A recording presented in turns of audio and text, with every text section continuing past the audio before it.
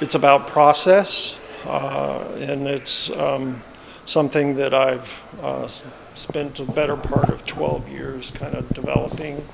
And this is all from noticing things that kind of happen in a typical manner when you're doing a different task. And then I've investigated it enough to learn how to manipulate it on my own. And that has led me to trying to figure out how to do replications of paintings, like produce the same paintings multiple times, because I do use thousands upon thousands of dots, or make them. And so it's not exactly pointillism, but I can replicate that process. And by using, for example, stencils, if I want to add in a particular imagery, I can do that. And then, I can basically replicate. I could make 10 of the same thing, but they're all going to be completely different because the dots don't land in the same place. They're all kind of random. Most people refer to paint skins when you're pouring acrylic paint and letting it dry, and then you can kind of peel it off and you've got this layer of paint. The only difference is I build up my paint skins by constantly coating over the top of the one over the next one, and by default there's also some dots involved, because the dots, when I use my process, they kind of like to go everywhere. It's almost like Jackson Pollock when he was doing his drip paintings.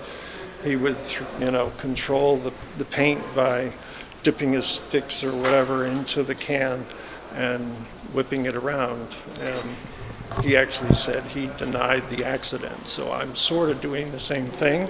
My inspiration is really just, in this case, trying to make order out of a little bit of chaos. Yeah, I am showing 4 pieces, the last series I am working on. Most of the materials are materials I collected in local construction sites. I am usually looking for the materials that have been manipulated. My main goal is kind of highlight the energy that has been used in order to build a structure or demolish a structure. While doing this process, I noticed that most of the people working in the construction sites are Latin people. So in some way, the compositions or the titles are related with some narratives that refers to the cultures from these people comes from. I am dealing with pieces that have been cutting and assembled. So there are a lot of cuts that are finally like patterns, but geometric patterns. There are some pieces that I am working just with sandpaper. So I am collecting the sandpaper and kind of in a collage, paper collage, basically, this paper. Some others I need to build the pieces or connect the pieces with glue, or sometimes different kinds of screws or nails, depending. What I have on display is a bunch of paintings that I did recently. Some I did recently, some I did probably about 3 or 4 years ago. They're all pretty much in the same vein. They're all inspired by street art. Sometimes I incorporate collage, sometimes my paintings are collage-like. I like to incorporate a lot of color, a lot of complexity in my work. I'm inspired by a lot of street art. As I said earlier, most of my work is inspired by street art. Especially street art that I see around the city. I currently live in Washington, D.C., and there will be a lot of construction sites, and I will see lots of just weird, funky art plastered on the construction site plywood. And I'll just kind of get inspired by that, maybe grab some of that and then put it in my paintings. I sometimes use collage, literal collage. I will take origami paper, decorative paper, and I'll just cut it up and paste it onto the canvas. Other times some of the paintings are inspired by actual collages. So they're not actual collages, but they're just inspired by collages, digital collages that I did. I did quick sketches.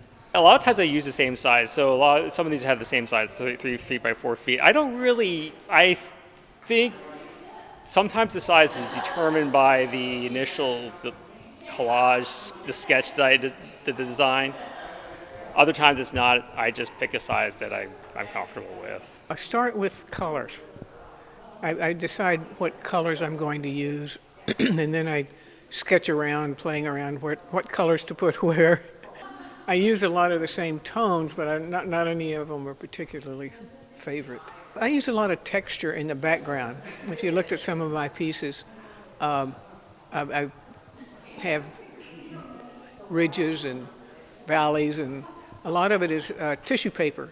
It's crumbled up and then spread on the canvas. You play with it, and it never ends up like you think it's going to.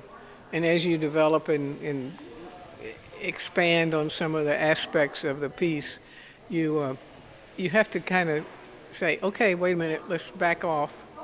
Let's back off and have a look and see if we want to do any more to it. And sometimes you do, sometimes you don't. A lot of people think you shouldn't name abstract paintings because the purpose of abstract is for people to interpret what they see themselves. So if you name it, it takes away from that. But the only alternative to if you don't name them is abstract number 1, abstract number 2, and that's kind of boring. So I do name mine. And the way I do it is I finish them, I kind of prop them up on the sofa, and then I go mix a martini and sit there and meditate till the proper name comes to me. I have some pieces that are really more attuned to the Southwest with the coloring. I started painting using those colors from the very beginning. I branched out some. There's a piece couple pieces down the corridor that are a little different, but generally I like to keep with the warm tones. Yeah, I really like the idea of highlighting the energy that these people is investing in these buildings. The importance of the Latin people working in the American society, like how important is that these people is building, like the society as well. These are great. I mean, it gets my work out there. More people get to see it, and I like to talk to people who see it and enjoy it. And that's sort of why I do art. It's not all just about trying to make a sale here or there, but I really do enjoy the fact of being able to talk to viewers. I mean, I think it's the main goal of art. Like the art, for me, completes the circle when it is shown and starts a dialogue. I think it's great. I like to get my work out there. I like to see what people think about it. I like to see them react. Yeah, it's a great opportunity. It's the only way to get exposure, which is what you need.